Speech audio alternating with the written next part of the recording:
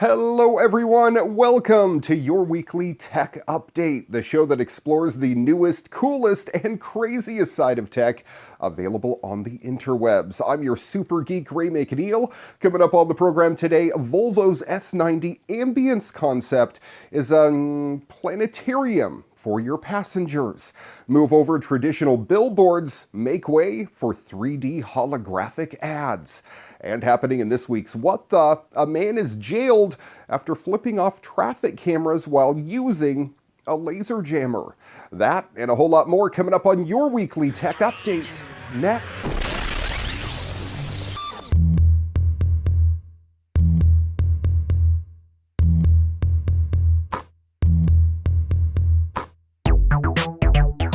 Hi everyone. While drivers experience most of the stress of a drive, it is important to remember that passengers are also prone to anxiety.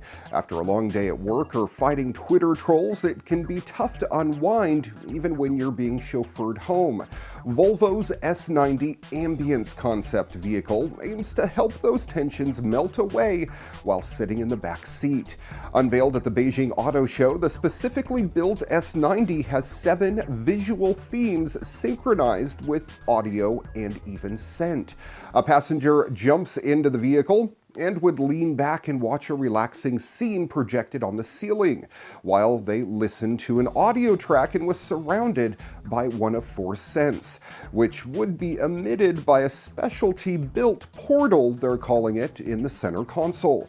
Of course, my thoughts go to, well, give me an input to plug my PlayStation into, and I can play God of War during the drive. Volvo says that this concept is built specifically for the China market, though.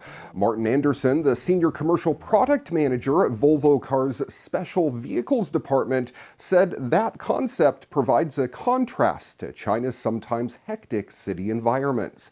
While the concept and car are meant for a specific region, it's not hard to imagine these features making their way into future autonomous vehicles. Automakers like BMW and Audi are already trying to determine what passengers will do in their robotic cars of the future.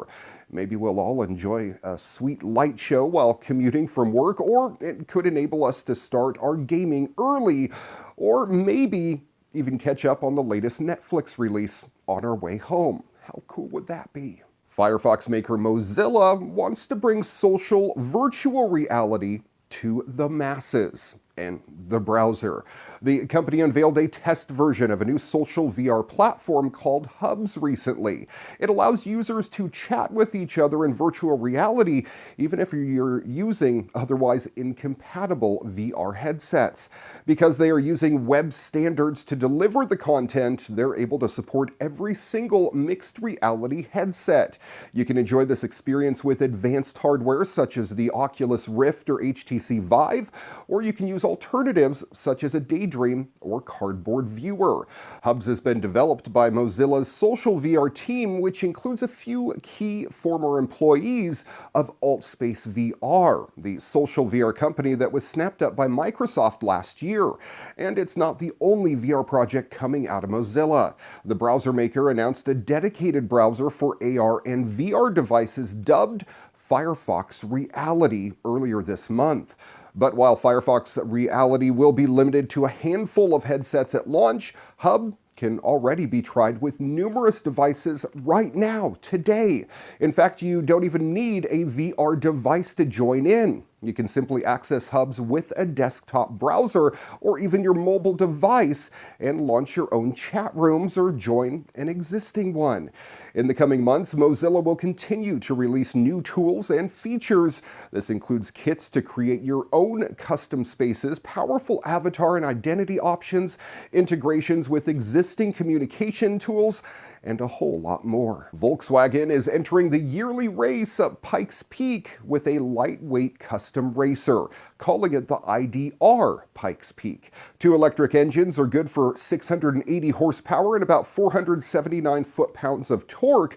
The whole package weighs less than 2,500 pounds. And Volvo says the vehicle is good for 0 to 60 in about 2.25 seconds. That makes this car faster off the line than a Formula One or Formula E car, and just slightly faster than a Model S launching in ludicrous mode. VW says the racer was developed as an exercise in balancing weight and electrical energy capacity. This race car uses lithium-ion batteries, and the dual electric motors act as generators during braking, allowing the vehicle to recapture lost energy and feed it back into the batteries. The Pikes Peak race has long been used as a test bed for vehicle manufacturers. The race is a tough 4,720 vertical foot climb up a winding path with 156 corners. The record was set in 2013 of 8 minutes and 13 seconds, yet in 2016, a custom electric vehicle did come close to the record with a time of 8:57. Now, the driver says the run could have been up to 30 seconds quicker, but half the vehicle's powertrain failed halfway up the hill.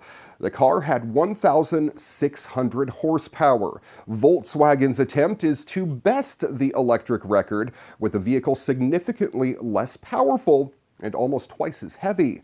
As for the comparison against the Tesla Model S, while 0 to 60 speeds are similar on paper, it's not fair to compare the two in real-world testing. In order to get the Tesla to 60 miles an hour in 2.3 seconds, which is possible, by the way, specific conditions have to be met, and it can only hit that speed off the line. The vehicle's software also limits the amount of time the Model S is able to launch at this speed. Meanwhile, the VW racer is likely able to accelerate at such velocity coming off of every corner again and again. Racing tires? I'm sure they help too. Often, if racing up a mountain or around a road track, the ability to recover from dips in speed is where races are won. And with 156 corners, there are plenty of opportunities for Volkswagen to recover from the slowdowns. The supercar will compete in the Pikes Peak International Hill Climb in Colorado Springs, coming up on June 24th. And one of my favorite game developers back in the news. It's been quite a while. In fact, these days, Valve is best known for digital game distribution through its Steam platform and, of course, its hardware efforts. But the company behind the Half-Life, Counter-Strike, and Portal series hasn't abandoned its game development roots completely anyway. Gabe Newell's firm has just acquired Campo Santo, the independent studio behind the critically acclaimed Firewatch. Campo Santo confirmed that its 12-person team will relocate to Valve's headquarters in Seattle, and that it will continue work on In the Valley of the Gods, featuring the same first-person perspective and visual style as Firewatch. The upcoming game is set in the Egyptian desert during the 1920s. Campo Santo wrote, "In Valve, we found a group of folks who, at their core, feel the same way about their work as we do. This, you may be surprised to learn, doesn't happen every day. In us, they found a group with unique experience and valuable, diverse perspectives. It quickly became an obvious match." While Valve continues to release updates for its current crop of games, new titles have been sparse. The last full game it released was back in 2013, and it was Dota 2. It did announce Artifact, a Hearthstone-like digital trading card game based on Dota 2 last year, but that came as quite a disappointment to a lot of fans who were hoping for a lot more. The company is also working on 3 new virtual reality games, though we haven't heard much about these for quite a while now. Let's hope that Campo Santo's deal results in some new titles of the quality that made Valve an industry leader. Though Half-Life 3 might be a bit optimistic, I still have to hold out hope that one of my favorite game series will continue one day.